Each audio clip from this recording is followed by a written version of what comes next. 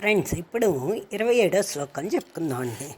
26వ శ్లోకం దాకా అసలు కైలాస పర్వతానికి నేను ఎప్పుడు చేరుతానో, చేరినా నీ దర్శనం ఎలా అవుతుందో, బికాజ్ బ్రహ్మ విష్ణు దేవతలందరూ వాళ్ళ కిరీటాలు అడ్డీస్ ఉన్నాయి, నీ పాదపద్మాలు నాకు కనబట్టలేదు సుమా అని. ఒకవేళ నీ పాదపద్మాలు దొరికితే నేనేం చేస్తాను? నా కళ్ళకు అద్దుకుంటాను, నా మనస్సుకి హత్తుకుంటాను అని ఈ విధంగా 26వ శ్లోకం దాకా అతను చెప్పారు.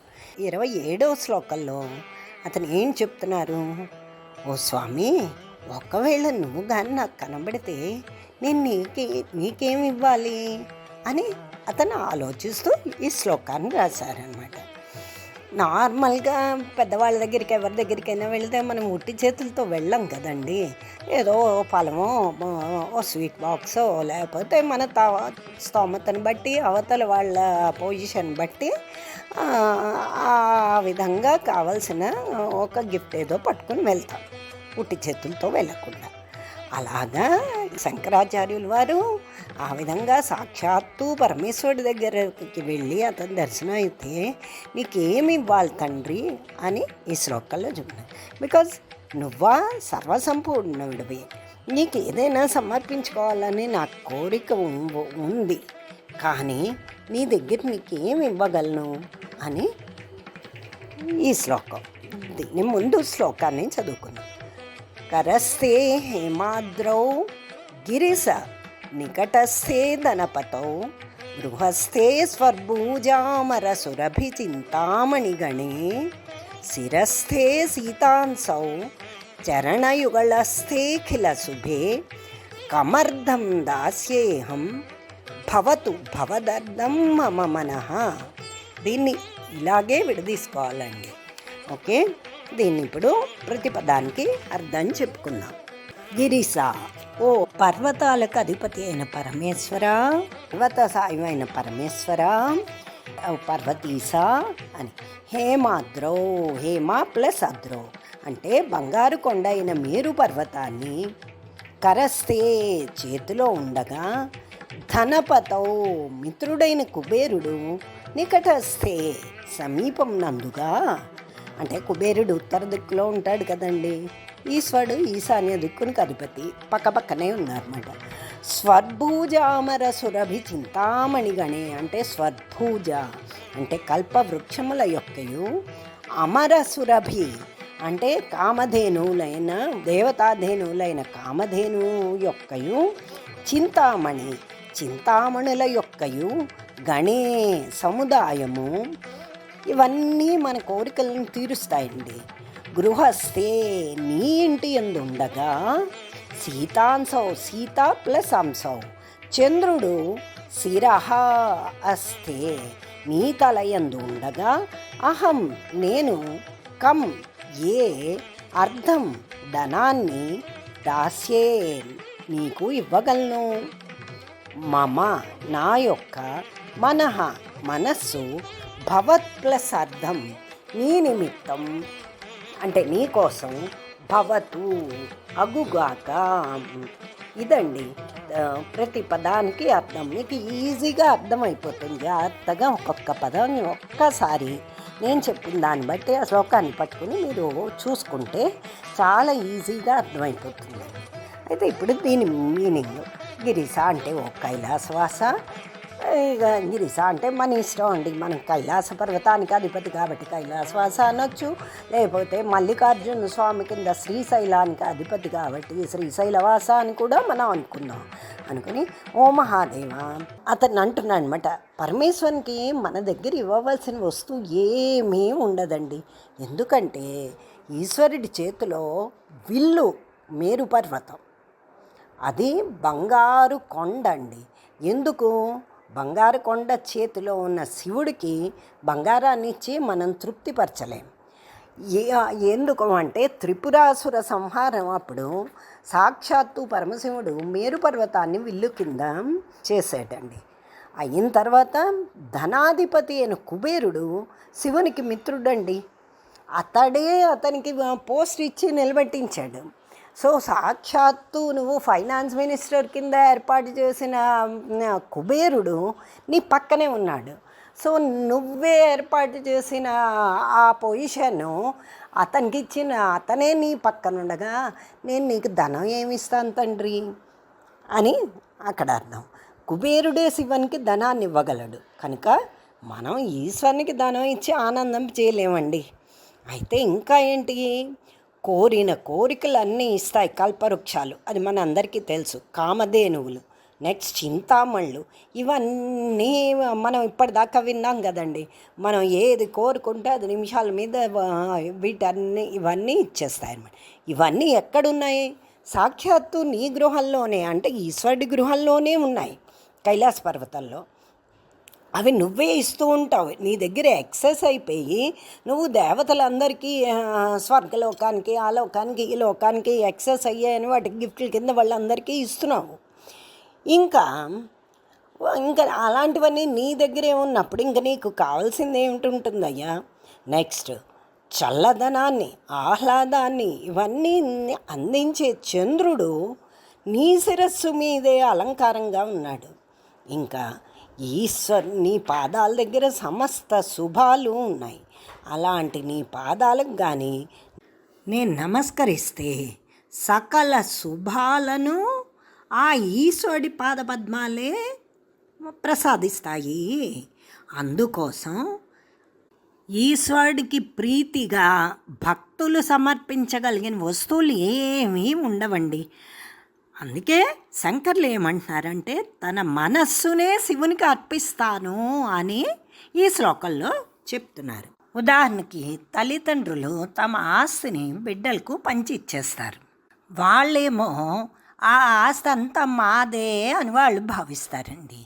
అయితే కొన్నాళ్ళు పోయిన తర్వాత వాళ్ళ ఇంట్లో శుభకార్యాలు అవి జరుగుతున్నప్పుడు ఆ ఆస్తులు పంచి ఇచ్చిన తల్లిదండ్రులకి ఏదో గిఫ్ట్ లాగా నూతన వస్త్రాలనో ఇవో అవి వాళ్ళకి పెట్టి వాళ్ళ ఆశీస్సులు తీసుకుంటారు. అయితే ఈ తల్లి తండ్రి తెగ మురిసిపోతారు. అబ్బా, నా పిల్లలు నాకు బట్టలు పెట్టారే, నా పిల్లలు నాకు ఇది కొన్నారే, నాకు ఈ గిఫ్ట్ ఇచ్చారే అని. అంతేగాని ఇవన్నీ మేము ఇచ్చిన ఫలమే మామూలానే వాళ్ళు ఈ రోజున ఇలా ఉన్నారు, మా ఆస్తులు మేము ఇంత ఆస్తులు ఇచ్చాం కదా అని ఏ తల్లిదండ్రి అనుకోరండి. వాళ్ళు ఇంత చిన్న బహుమతి ఇచ్చినా కూడా చాలా సంతోషపడిపోతారు, ఆహా అనుకుంటారనమాట. అలాగే ఈశ్వరుడు కూడా చాలా నిరాడంబరుడండి. అతని దగ్గర అంత ఉంది, మనకిస్తున్నవన్నీ అతనే. అయినా కూడా మీరు చూస్తే అతను ఆది భిక్షువు అండి. ఓ కపాలం పుర్రెల మాలని ధరించి ఓ జింక చర్మాన్ని కట్టుకుని భిక్ష ఎత్తుకుంటాడండి. ఇటువంటి గుణం ఏమిటి? ఈశ్వరుని తాలూకు పరమ త్యాగశీలత్వానికి సంకేతంగా మనం చెప్పుకోవచ్చు. అంటే మనకి అతను గొప్ప ఉపదేశం ఇస్తున్నారు. ఏమిటని? ఇవన్నీ అశాశ్వతమైనవి, నశించిపోయేవి. అలాంటి ఫిజికల్ ఐటమ్స్, ధన కనుక వస్తువు ఆహనాలు ఉన్నాయి చూసారా, వాటి మీద నువ్వు ఆశ పెంచుకోకు. ఇవన్నీ ఆనంద స్వరూపుడైన పరమాత్మకు సమర్పించి అన్నది ఈ ఉపదేశం అన్నమాట. అందుకు అతను హాయిగా ఆది భిక్షు అవతారంలో తిరుగుతాడండి. అతని దగ్గర లేనిది ఏముంది చెప్పండి? మనందరికీ పంచిపెడుతున్నాడు. మన అర్థత్రాణ పరాయణుడు కదా. మనం ఏం అడిగితే అది ఇమీడియట్గా మనకి ప్రసాదిస్తాడు. అయినా అతని దగ్గర అన్నీ ఉన్నా కూడా ఏమీ ఉంచుకోడు, ఓ భిక్షం ఎత్తుకుంటూ ఉంటాడు అన్నమాట. అంటే ఒక్క విషయం మాత్రం మనకు అర్థం అవ్వాలండి. సో మనకి ఇప్పుడు ఏవైనా ఇలాంటివన్నీ ధన కనుక వస్తువు అనాలు ఉన్నాయి అంటే అది భగవంతుడి యొక్క కృప అండి, అతని అనుగ్రహ ఫలితమే.